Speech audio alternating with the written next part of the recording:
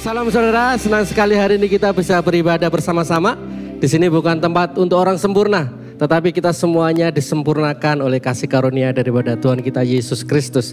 Sebelum kita memuji menyembah Tuhan lebih lagi, kita akan membaca dan merenungkan pertanyaan katekismus. Pada hari ini kita sudah memasuki minggu yang ke-30. Nanti saya akan bacakan pertanyaannya, saudara akan bacakan jawabannya, dan di ayat firman Tuhan kita akan baca bersama-sama. Pertanyaannya adalah, jika orang percaya dipandang Tuhan sebagai orang kudus, apakah masih mungkin orang percaya berbuat dosa, saudara? Ya, meskipun semua orang percaya telah diampuni dosa-dosanya dan dibebaskan dari kuasa dosa, namun orang percaya masih bisa berbuat dosa. Kita baca Roma pasal 7 ayat yang ke-22 sampai yang ke-25.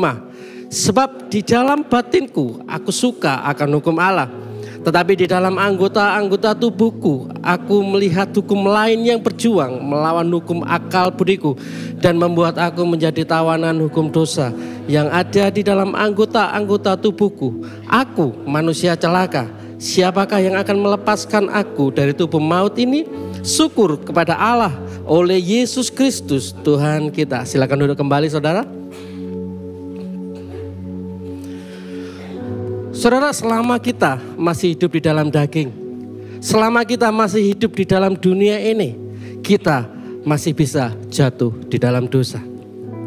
Saudara, terkadang kita berpikir bahwa yang disebut dosa adalah pada saat kita melakukan kejahatan yang sangat besar, seperti membunuh, merampok, mencuri, atau kita tidak melakukan atau mentaati 10 perintah Allah. Tetapi saudara, kalau kita bicara dosa, itu berhubungan dengan setiap hati kita. Pada waktu kita merancangkan hal-hal yang jahat di dalam hati kita, itu sudah dosa. Pada waktu kita marah di dalam hati kita, itu juga dosa. Dan pada waktu kita tidak mengasihi sesama kita, itu pun juga dosa. Karena di dalam hati manusia inilah timbul perbuatan-perbuatan jahat. Pengkhotbah 9 ayat yang ketiga. Namun puji Tuhan, karena di dalam Kristus kita sudah ditebus, di dalam Kristus kita sudah diselamatkan dari dosa dan dapat hidup bagi Tuhan. Tapi pertanyaannya, bagaimana dengan setiap kehidupan kita saat ini? Kita masih bergumul di dalam dosa. Kita masih selalu berbuat dosa. Bagaimana? Saudara, disinilah kita bisa mengerti bahwa di dalam Kristus status kita adalah orang kudus. Kita kudus bukan karena perbuatan kita.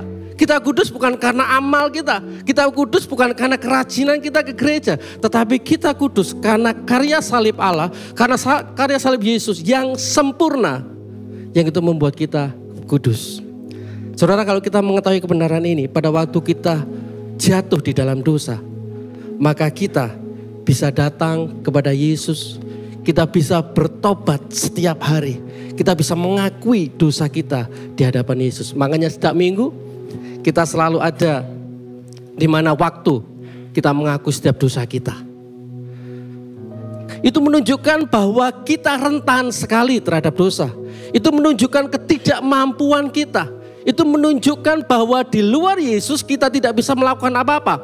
Dan pada waktu kita mengaku di hadapan Tuhan setiap terhadap dosa-dosa kita, maka pada waktu itu kita memerlukan anugerah daripada Tuhan untuk kita bisa menjalani setiap kekudusan itu.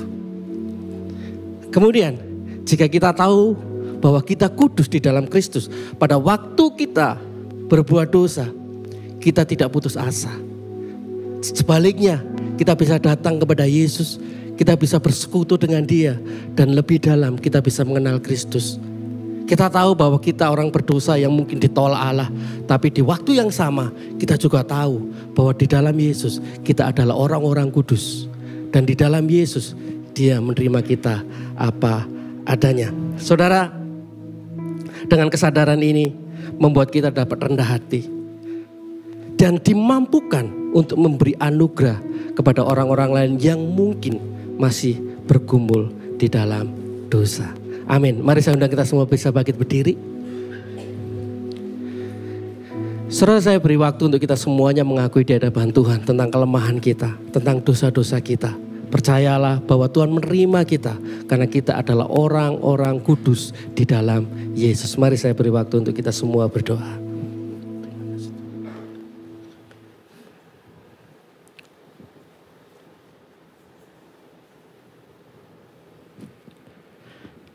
Terima kasih Tuhan atas pengorbanan-Mu yang begitu besar bagi kami. Bapa, mampukan kami untuk mematikan dosa dalam daging setiap hari. Kami tidak dapat melakukan ini tanpa pekerjaan yang Engkau lakukan di dalam hati kami. Mampukan kami untuk menyatakan anugerah-Mu dan pengampunan-Mu kepada orang lain sehingga dunia melihat bahwa hidup Engkau di dalam kami. Terima kasih untuk anugerah-Mu yang begitu luar biasa. Dalam nama Bapa, Putra dan Roh Kudus. Haleluya. Amin.